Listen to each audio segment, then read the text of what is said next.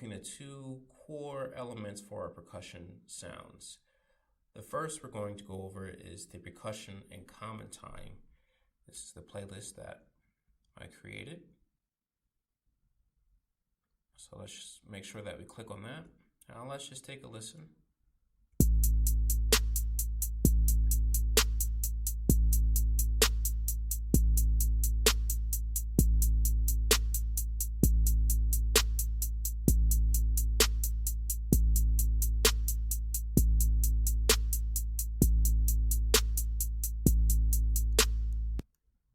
Okay, now let's take off the hi-hat and just listen to the call response.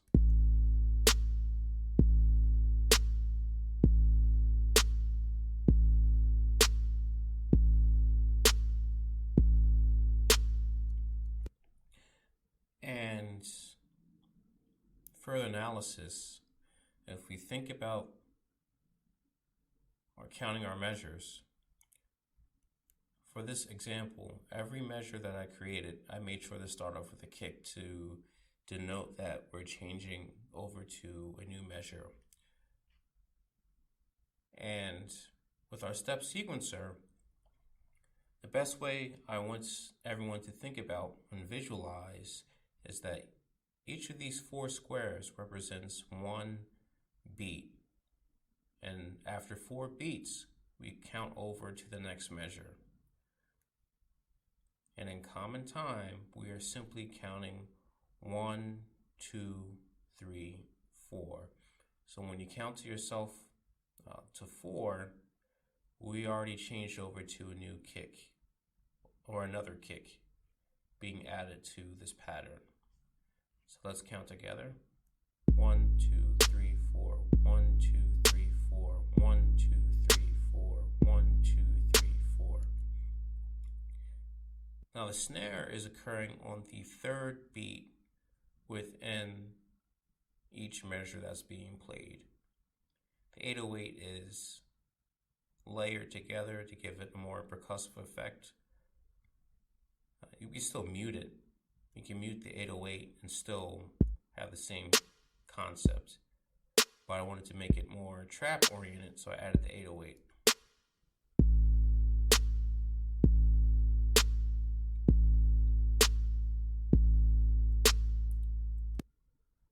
Now, the hi-hats are occurring every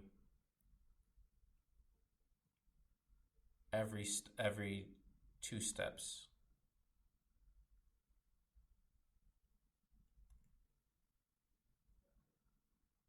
And it's indicated as such.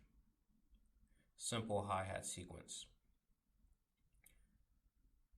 And the hi-hats are occurring at a subdivided rate as well. And when subdivided is very common, no pun intended, with common time and double time. And when we switch over to double time, we'll see some additional variations. So let's take a look at the common time or double time feature now. Let's take a listen.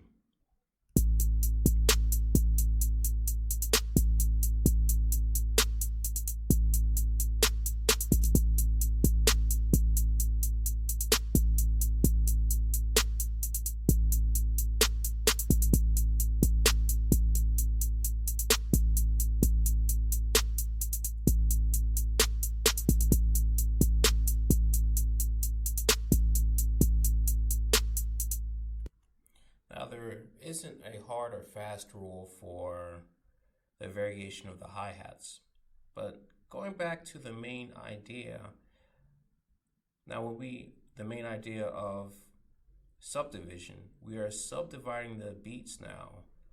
Instead of counting our beats as 1, 2, 3, 4, let's go back to the visual representation.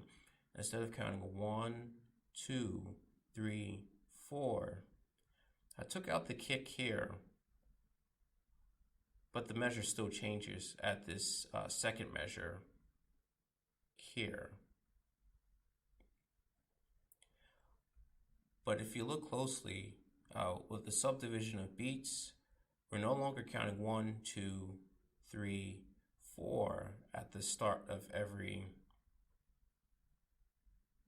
grouping of the squares, we're counting each square as a beat now. That's all we're doing. So instead of 1, 2, 3, 4, or 1 gray, 2 red, 3 gray, 4 red, and so on. It is 1, 2, 3, 4, 1, 2, 3, 4, 1, 2, 3, 4, 1, 2, 3, 4. So we're using subdivided beats or subdivided time to add additional beats within our percussive and kick and 808 variations in this example. Now, the first and third beats are our strong beats, normally a kick or 808, and I follow the same pattern here. And adding our third beat, I added the kicks here, and then I went back to our first beat. So we have, instead of having 1, 2, 3, 4, this occurs on our subdivided first beat, our third beat, and our subdivided second beat, our fourth beat, or our third beat here, activates the snare, and then on our fourth and final beat within this measure, the 808 kick combination is activated again. And I'm following the pattern of 3 and 1. 1, 3 again. And that's the concept of the hard beats on 1 and 3.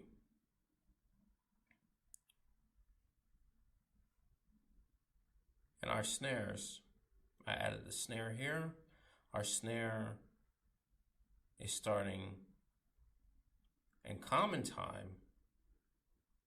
Even though we're counting in double time, this is still maintaining a common counting on the third beat. Trap music really exists at two interesting intervals. We have double time for the harder elements, and then we have common time for our common, or no pun intended, for the more common elements such as our snare and hi-hat, the lighter elements, so to speak. Now let's listen again.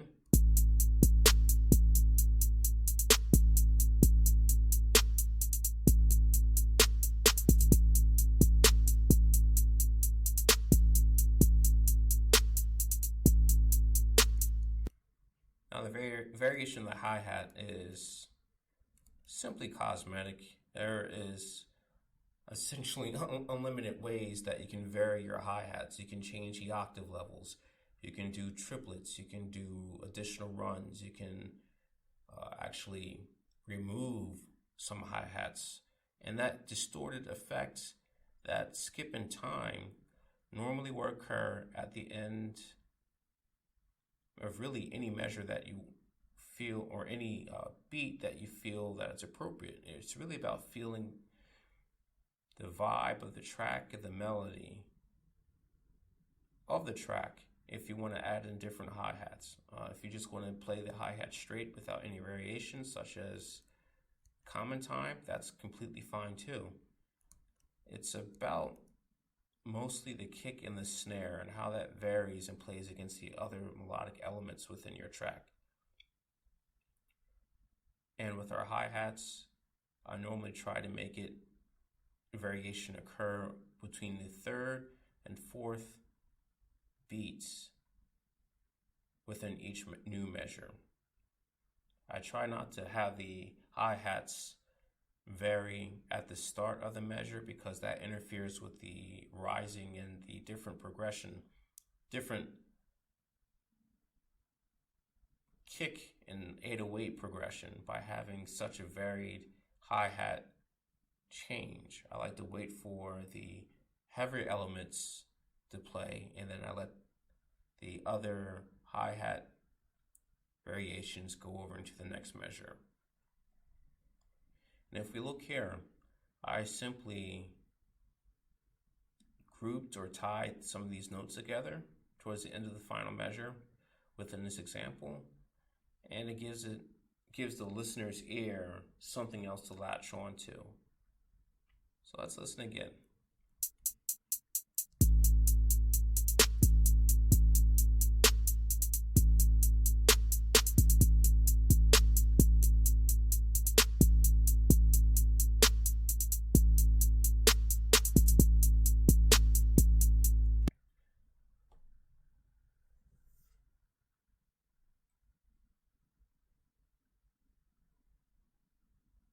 And that's how to get a trap rhythm completed.